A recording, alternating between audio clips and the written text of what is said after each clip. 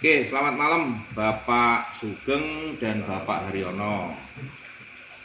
Malam ini tanggal 30 September saya kedatangan tamu Pak Sugeng dan Pak Haryono. Kebetulan dua-duanya punya cerita yang sama, yaitu kredit sepeda motor. Saya ingin membahas satu-satu. Pertama saya tanya ke Pak Haryono, waktu Pak Haryono mau kredit sepeda motor itu Pak Haryono didatangi petugas survei itu di mana? Di rumah. Di rumah. Ngomongnya yang jelas. Waktu tanda tangan perjanjian kredit itu dilakukan di mana? Di rumah. Di rumah. Waktu perjanjian pembiayaan, apakah ini sudah ada isinya? Apakah masih kosong? Apakah sudah ada isinya? Sudah ada isinya.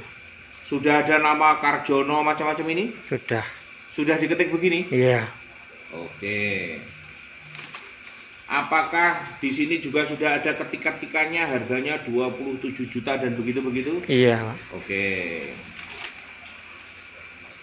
Apakah pasal-pasal yang disebutkan ini dibuat bersama-sama panjenengan atau sudah tertulis? Sudah tertulis. Sudah tertulis. Apakah Pak Haryono dibacakan satu-satu?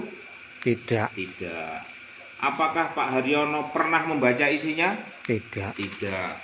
Apakah Pak Haryono mengerti isinya? Tidak. Tidak. Oke.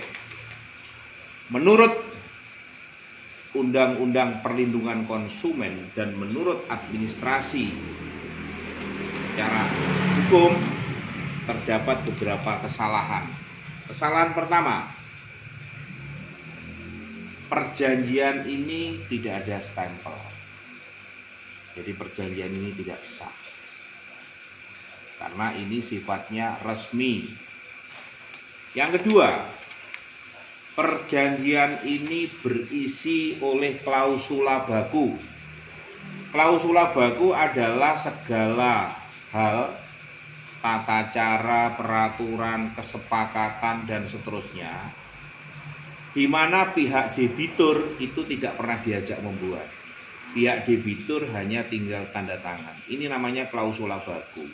Dan ini melanggar pasal 18 Undang-Undang Perlindungan Konsumen nomor 8 tahun 1999.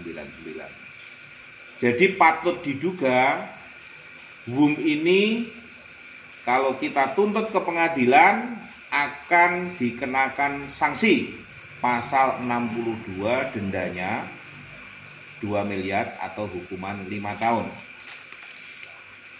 Yang ketiga, perjanjian ini tidak melahirkan akte notaris.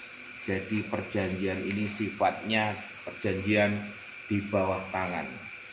Perjanjian ini gugur demi hukum. Jadi kalau Pak Haryono didatangi oleh pihak penagih, apakah itu namanya? Pertanyaan nomor 1, hanya satu orang saja yang boleh ketemu panjenengan. Setelah satu orang ketemu panjenengan, nomor 1 ditanya KTP, nomor 2 ditanya KTA, nomor 3 ditanya surat tugas. Kalau tidak lengkap, dipersilahkan pulang. Kalau sudah lengkap, diajak diskusi, omong-omongan secara hukum, karena Undang-Undang Dasar 1945 mengatakan pasal 1 ayat 3, negara kita adalah negara hukum.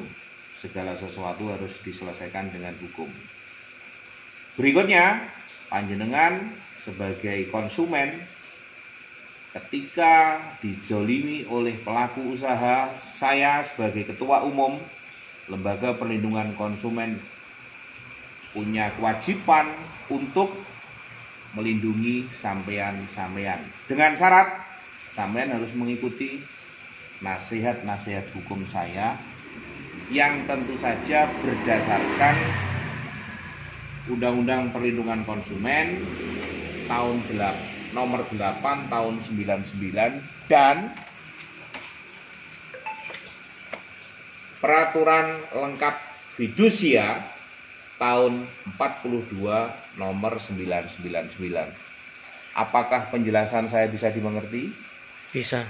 Apakah penjelasan saya bisa dimengerti? Bisa. Sekali lagi, apakah penjelasan saya bisa dimengerti? Bisa. Jadi mulai hari ini tidak perlu panik, tidak perlu gerusa-gerusu, tidak perlu marah-marah.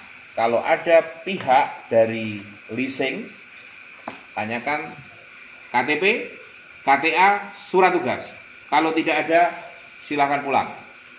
Kalau ada, baru kita menginjak ke masalah-masalah administrasi hukum. Apakah sudah sesuai dengan aturan dan tidak. Demikian penjelasan saya rasa cukup. Kalau nanti ada persoalan-persoalan hukum di tengah jalan selama sampean memakai kendaraan itu, kapan saja hubungi nomor telepon saya 0812 198 03917. Terima kasih.